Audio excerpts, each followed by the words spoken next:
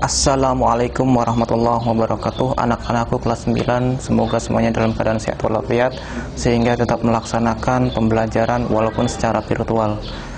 Kini jumpa kembali dengan Bapak, tentunya dengan Asep Riyadi, akan melaksanakan pembelajaran sejarah kebudayaan Islam.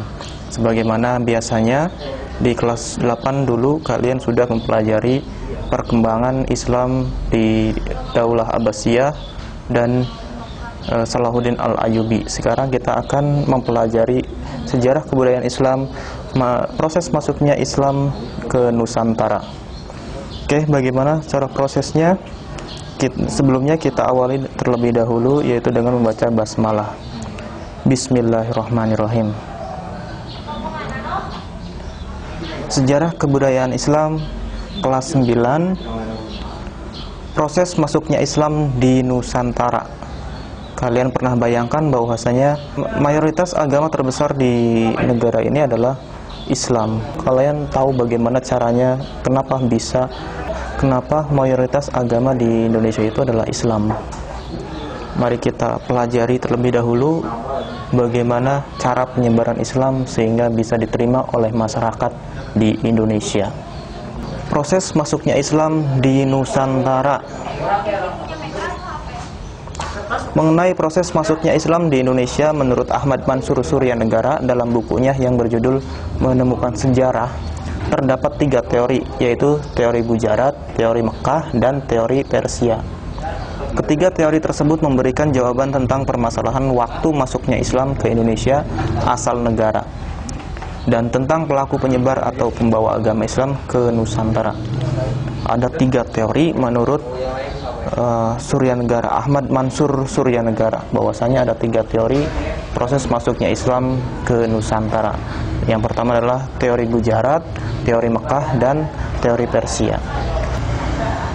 Teori Gujarat, bagaimana teori Gujarat menjelaskan proses masuknya Islam ke Nusantara? Teori Gujarat ini menjelaskan bahwasanya Islam masuk ke Nusantara, yaitu agama Islam masuk ke Indonesia pada abad ke-13. Pembawanya berasal dari Gujarat, dari India. Kemudian yang kedua adalah teori Mekah. Bagaimana teori Mekah tersebut menjelaskan proses masuknya Islam ke Indonesia. Teori ini merupakan teori baru yang muncul sebagai sanggahan terhadap teori lama, yaitu teori Gujarat.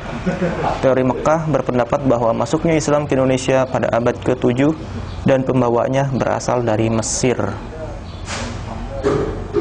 Ya, jadi pembawanya itu adalah dari Mesir pada abad ke-7. Kita bisa bayangkan, abad ke-7 kira-kira tahun berapa? Kira-kira tahun 600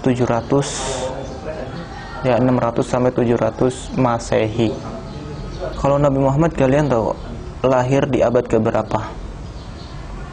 Ya, Nabi Muhammad itu lahir pada tahun 571 Masehi, artinya abad ke-5 sampai 6. Nah, artinya jarak antara Nabi Muhammad dengan penyebaran Islam sampai ke Indonesia itu tidak jauh, ya, tidak lama. Barangkali ketika Nabi Muhammad masih ada pun Islam sudah tersebar luaskan masuk ke pelosok-pelosok Indonesia. Kemudian teori yang ketiga yaitu teori Persia. Bagaimana teori Persia menjelaskan proses masuknya Islam ke Indonesia? Yaitu teori ini berpendapat bahwa masuknya Islam ke Indonesia pada abad ke-13 dan pembawanya berasal dari Persia, Iran. Ya, kenapa Iran? Padahal Iran itu kan kebanyakan adalah orang-orang Syiah, ya, didominasi oleh orang-orang Syiah. Ini ada kaitannya karena di Indonesia itu suka melakukan ritual-ritual yang sebagaimana dilakukan oleh orang-orang Syiah, seperti nyadran atau 10 Asyura, itu kan dirayakan ya oleh orang-orang Islam di Indonesia. Nah, ini adalah ritual-ritual yang dilakukan oleh orang-orang Syiah. Proses penyebaran Islam di Indonesia. Tadi kita membahas tentang masuknya Islam di Indonesia, kemudian kita membahas tentang proses penyebaran Islam di Indonesia. Bagaimana sih proses penyebarannya? Dengan cara apa? Nah, kita lihat, yaitu salah satunya dengan perdagangan. Kiranya sudah banyak yang tahu tentang proses masuknya Islam ke Indonesia itu. Semua orang pasti berpendapat dengan cara perdagangan, karena memang buktinya ketika itu banyak orang-orang Arab yang beragama Islam berdatangan ke Indonesia dengan cara berdagang, entah dengan motif penyebaran Islam atau motif untuk mencari kebutuhan ekonomi. Yang pasti itu adalah cara yang dilakukan, berdagang adalah cara yang dilakukan oleh orang-orang Arab ketika itu. Oke, yang kedua adalah sosial dan kemasyarakatan. Nah, jadi orang-orang Islam ketika itu menyebarkan agama Islam itu dengan cara bersosial, bermasyarakat. Bagaimana caranya? Ya, ada yang mengawinkan, ada yang menikahkan putranya yang beragama Islam dengan pribumi yang kemudian diislamkan terlebih dahulu, atau dengan cara berbaur antara seorang kiai dengan masyarakat biasa, hingga kemudian menyampaikan pesan-pesan Islam. Kemudian yang ketiga itu dengan pengajaran. Nah, kalau yang pengajaran, kita lihat banyak pesantren di Indonesia ini. Ya, kiranya negara mana sih yang terdapat pesantren? Kayaknya yang kita kenal pesantren itu hanya ada di Indonesia. Lewat dengan mendirikan pesantren, kemudian seperti apa lagi pesantrennya itu ya, banyak orang-orang pribumi yang menimba ilmu di seorang kiai. Yang kiainya itu adalah awalnya adalah penyebar Islamnya dari Arab. Kemudian orang Arab tersebut memberikan didikan, memberikan bimbingan kepada orang-orang pribumi. Setelah murid-muridnya mahir untuk menyebarluaskan agama Islam, kemudian tidak sedikit orang-orang yang menyebarluaskannya dengan mendirikan pesantren. Kemudian selain itu,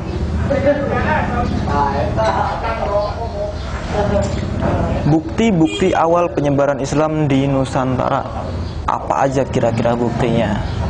Banyak ya. Tidak ujuk-ujuk Indonesia itu mayoritas beragama Islam, melainkan ada upaya-upaya yang dilakukan oleh orang-orang terdahulu sehingga Islam itu diterima di setiap kalangan di masyarakat Indonesia, di setiap penjuru, di setiap pelosok-pelosok negeri ini.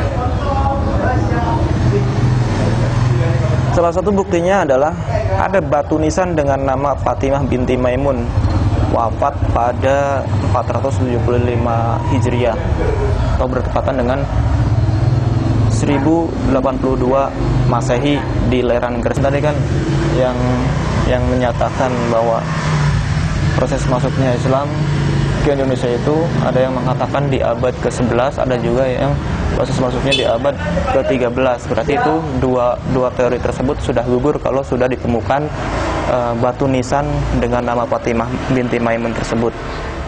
Ya.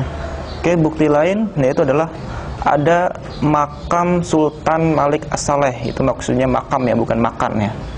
Ada makam Sultan Malik As-Saleh, raja pertama kerajaan Samudra Pasai pada tahun 1270 sampai 1297 Masehi. Itu adalah abad ke-12-13 ya. Artinya kenapa teori Persia menyebutkan masuknya Islam ke Indonesia pada abad ke-13? Jangan-jangan dia melihatnya ada kerajaan Islam pertama di Indonesia pada abad tersebut, pada abad ke-13. Nah, sekarang bagaimana mungkin ada orang Islam datang jauh-jauh dari Arab, kemudian datang ke Indonesia, tiba-tiba mendirikan kerajaan? Kemungkinannya sangat kecil. Tentunya dia akan mengislamkan terlebih dahulu, dia akan memproses mendakwahkan agama Islam terlebih dahulu. Begitu Islam sudah tersebar luas, barulah kemudian mendirikan kerajaan. Artinya teori Persia yang menyatakan bahwa Islam datang ke Indonesia pada abad ke-13 gugur. Ya, kemudian bukti lain, ada makam seorang muslimah yakni Tuhar Amisuri pada tahun 602 Hijriah di Barus, pantai barat Pulau Sumatera. Nah, kira-kira ini juga di abad ke-11 ya, antara 11-12 Masehi. Nah, berarti kalau ada makam seorang muslimah di Indonesia pada abad tersebut, berarti jauh sebelum itu ada orang Islam yang hidup di daerah itu. Artinya masuknya Islam di Indonesia bukan di abad 11, melainkan di abad-abad sebelumnya. Teori yang tepat adalah tadi, teori Mekah yang menyatakan Islam masuk ke Indonesia itu di abad ke-7. Ya, di abad ke-7 itu Nabi Muhammad masih ada. Ketika Nabi Muhammad masih ada, mengutus para utusannya, mengutus kepada para umatnya yang sudah berkompeten untuk mendakwahkan Islam. Ada yang pergi ke daratan Eropa, ke Mesir, ke Cina, bahkan ada juga yang ke Indonesia di abad itu. Kemudian ada kerajaan Islam Banten, yaitu pada tahun 1524, abad 15. Ada pula kerajaan Islam Perlak pada tahun 840 sampai 1292 Masehi. Ya, sampai abad ke-12. Kemudian ada kerajaan Samudra Pasai berdiri pada abad ke-13 Masehi, tahun 1261 Masehi. Ya. Dan lanjut, ada kerajaan Aceh sekitar tahun 1350 Masehi. Nah, ini adalah semuanya bukti-bukti penyebaran Islam ke Indonesia. Ini adalah kerajaan-kerajaannya, kerajaan-kerajaan Islam yang ada di Indonesia. Jadi sangat tidak mungkin kalau orang mengatakan Islam masuk ke Indonesia itu di abad 11-12. Kenapa? Karena di sana baru ditemukan, baru berdirinya kerajaan-kerajaan Islam Indonesia. Bagaimana mungkin orang Islam datang ke Indonesia langsung mendirikan kerajaan? Gak mungkin ya. Kemudian ada kerajaan Islam di Sulawesi pada abad ke-15. Oke, terima kasih. Itu adalah sedikit penjelasan tentang penyebaran Islam masuk ke Nusantara. Kalian boleh baca-baca kembali buku-buku yang lain, tidak hanya berpatokan pada satu buku yang kalian pegang saat ini. Ya, kalian boleh cari di perpustakaan daerah ataupun perpustakaan sekolah, atau kalian beli sendiri di toko buku tentunya. Cari tentang penyebaran Islam ke Indonesia, atau sejarah kebudayaan Islam, atau lebih tepatnya lagi sejarah peradaban Islam, karya Badri Yatim. Nah, kalau kalian ingin lebih luas lagi pengetahuannya tentang sejarah peradaban Islam. Oke, terima kasih. Ada sedikit oleh-oleh buat kalian setelah mendengar penjelasan sejarah kebudayaan Islam masuknya Islam ke Indonesia. Oleh-oleh buat kalian di rumah adalah ini, merangkum sejarah penyebaran Islam ke Nusantara. Kalian boleh cari referensi lebih dari ini. Tidak hanya apa yang Bapak jelaskan saat ini, kalian boleh cari buku yang lain ya. Jangan takut salah. Nanti juga kalau ada yang salah juga pasti bakal luruskan. Kemudian diketik di Microsoft Word, lalu dikirim lewat WA ke Bapak ya. Oke, terima kasih. Bapak akhiri, billahi taufiq wal hidayah. Wassalamualaikum warahmatullahi wabarakatuh.